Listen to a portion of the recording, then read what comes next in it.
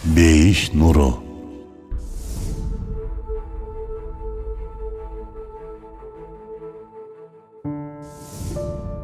Эмне үчүн бул жашоодо жыргап эле жашап жүрө бербейбиз?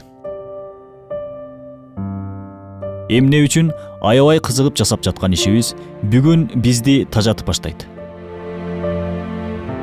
Эмне үчүн сыгылабыз, кайгыга батабыз?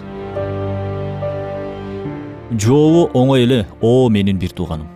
Бул дүйнөдөгү бүткүл нерселердин үстүндө өтүүчү деген мөөр бар. Бүткүл нерсе өтөт, кетет. Бул өтүүчү деген мөөрдү өчүрмөйүн, сенин жашооң кайгыга, сыгылууга толо берет. Эч качан толук жыргай албайсың. Себеби ар бир жыргалчылыктын соңу аягы бар. Атүгүл муну ойлонуу да өзүнчө адамга кайгы алып келет. Мисалы, сен даамдуу тамак жегени турасың. Тамактын түгөнүүсү сага кайгы алып келгенде эле, ушул тамак азыр түгөнөт деген ойда сага кайгы алып келет. Жогоруда айткандай, тамактын үстүндө да өтүүчү, жок болуучу деген мөөр турат.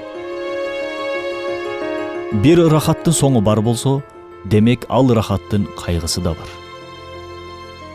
Тескерисинче, өзгүлтүксүз болбогон нерседе толук жыргалчылык, рахат жок. Машинадан рахат алабыз. Ал бузулат, эскирет, чирийт. Сулуулугуң менен сыймыктанасың. Ал да кетет бир күн. Күчтүүмүн деп жыргайсың. Бир күнү алдан таясың. Демек, жашоодон толук рахат алыш үчүн жыйынтыгы түбөлүктүүлүккө алып бара турган иш менен алек болушубуз керек. Башкача айтканда, ар бир ишибизди Аллах ыраазычылыгы үчүн аткарышыбыз керек. Ошондо гана өтүүчү деген мөөрдү өчүрүп, ордуна түбөлүктүү деген мөөрдү баскан болобуз. Бул келечекке, акыретке болгон бир инвестиция.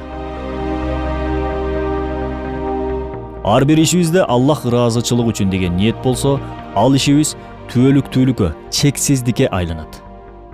Аллах ыраазычылыгы үчүн сарпталган аз эле убакыт акыретте бизге чексиз бир убакыт болуп кайтат.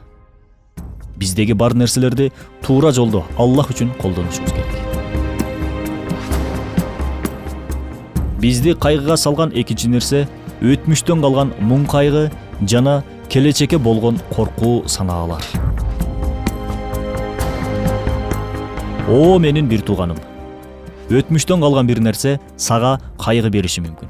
Өткөн иш өттү, кетти, кайтпайт. Убакыт болсо токтобостон алдыга умтулууда.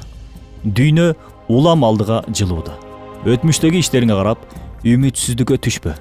Тескерисинче тобо кыл.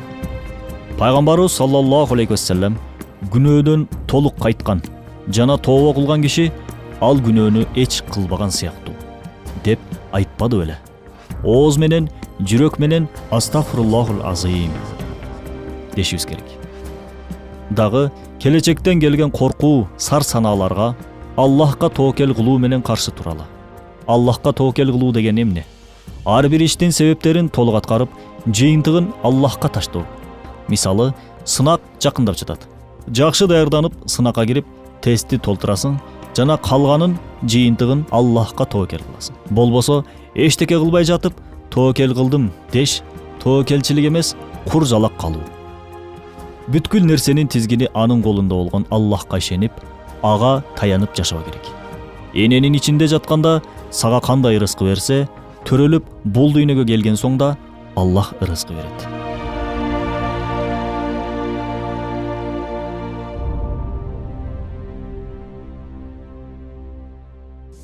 Бул акыйкаттар Рисале-и Нур аттуу Курандын тафсиринин маанисинен алынды. Бейиш нуру.